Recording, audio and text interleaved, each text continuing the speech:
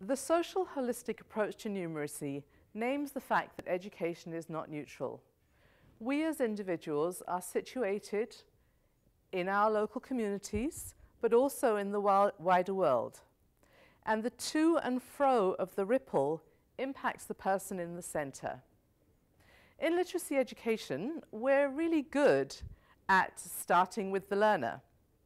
We ask the learners to think about who they are, what they want to learn, how they learn, what barriers they face, and we develop our programs accordingly. We're also aware as practitioners, I think, of where the learner is situated in their local communities. We know about their families.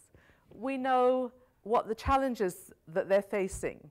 We know that they're facing issues of poverty and homelessness and joblessness. And we often create activities that address some of these issues. We make sure that learners are advocated for, and sometimes we help learners to advocate for themselves.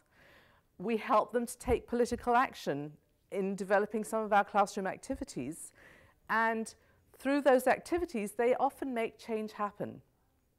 However, in my numeracy practice, I wasn't so good at taking this kind of holistic approach.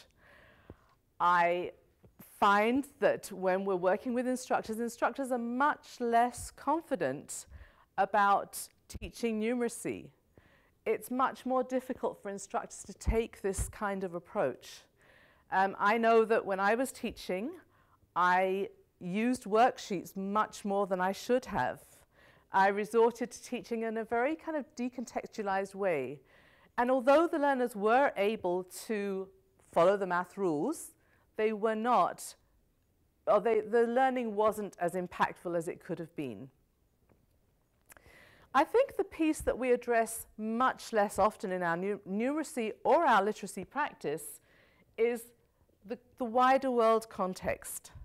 We don't often expose learners to the bigger picture. I think it's important that we ask, how has the political, social, economic context impacted on you as an individual? And how can you as an individual impact on the wider world? It's really a question of empowerment.